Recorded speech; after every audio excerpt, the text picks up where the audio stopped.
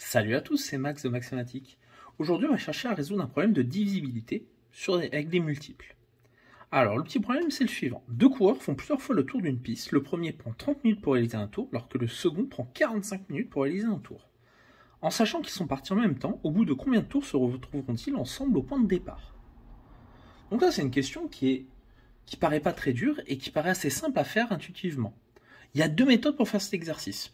Une méthode qui est plus simple, mais qui peut se montrer longue et fastidieuse, et une méthode où est-ce qu'on applique un peu plus le cours, mais qui est toujours aussi rapide. On va commencer par la méthode assez simple. La méthode assez simple est la suivante. Ce qu'on va faire, c'est qu'on va écrire tous les multiples de 30 et tous les multiples de 45, parce que le premier coureur va faire un tour en 30 minutes, tandis que le second le fait en 45 minutes. Du coup, toutes les 30 minutes, le premier coureur va faire un tour. Au bout de 60 minutes, 2 tours. Au bout de 90 minutes, 3 tours, etc., etc. Et on va chercher, et on va voir au bout de combien de temps ils vont se retrouver. On va avoir le même résultat. Donc c'est parti, on va écrire. Donc on va écrire les multiples de 30 et de 45. Donc on a 30, 60, 90, 120, etc. On ne va pas tout écrire non plus. 45, 90. Oh tiens, 90, ça sert à rien d'aller plus loin. On a deux nombres en commun. On a le 90 ici et le 90 ici. Et bien là, l'exercice, il est fini. Le premier coureur, au bout de combien de tours il aura fait combien de tours en 90 minutes? Un tour, deux tours, trois tours. Et le second coureur, combien de tours il aura fait en 90 minutes? Un tour, deux tours. Donc ils vont se recroiser lorsque le premier coureur aura fait 3 tours et le second coureur aura fait 2 tours. Et voilà, on a fini l'exercice. Mais là, en l'occurrence, ça marche bien parce que c'est des nombres assez simples.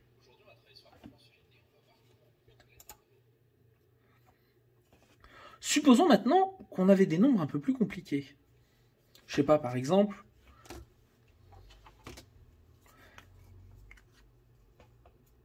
« 27 et 42 au lieu de 30 et 45 ». Si j'étais avec 27 et 42, bah on ferait la même chose. On écrirait la liste des multiples de 27, la liste des multiples de 42. Déjà, c'est moins facile que 30 et 45. Bon, on va le faire. Là, j'ai écrit la liste des multiples de 27, la liste des multiples de 42, une partie de la liste. On voit qu'ici, je suis arrivé à 189, ici à 210. On n'est toujours pas arrivé sur un compte juste. Le même nombre des deux côtés. Donc on voit que là, ça devient fastidieux et long. Donc dans ces cas-là, il y a une autre méthode qui consiste à utiliser la décomposition en produit facteur premier. On va la voir là maintenant. Donc j'écris la décomposition en produit facteur premier de 27 et 42. 27, ça nous donne 3 au cube, alors que 42, c'est 2 fois 3 fois 7. Qu'est-ce qu'on va faire de cette décomposition maintenant? En gros, ce que l'on cherche, c'est le plus petit multiple à la fois 27 et 42. Le plus petit nombre qui est à la fois dans la table de 27 et dans la table de 42. Alors comment on va faire ça? Avec la décomposition, ça va être assez simple. Pour qu'un nombre soit dans la table de 27, il faut que ce soit 27 fois quelque chose. Donc forcément, il va y avoir la décomposition de 27 dans ce nombre.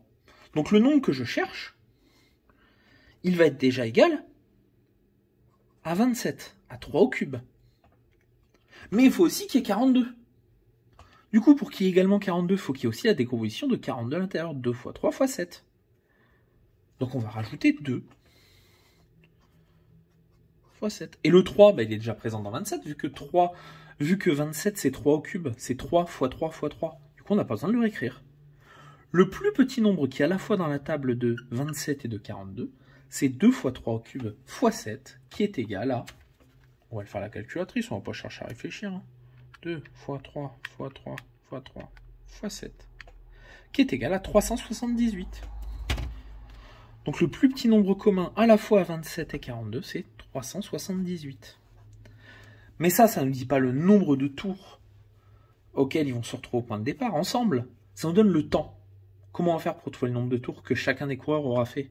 Ce qu'on va faire, c'est qu'on va faire 378 divisé par 27 et 378 divisé par 42. Ou sinon, on peut le voir dans la décomposition de 378 qui est ici. 378, 27 c'est 3 au cube. Du coup, le premier coureur aura fait 2 fois 7 tours, donc 14 tours. Et le second coureur, il aura fait... On va enlever 42, on va diviser par 42, il va rester 3 carrés. Il aura fait 9 tours. Donc les deux coureurs vont se recroiser quand le premier aura fait 14 tours et le second aura fait 9 tours. Voilà, c'est tout pour, ce problème. N'hésite pas à t'abonner pour voir toutes mes autres vidéos de niveau 3e. Allez, ciao!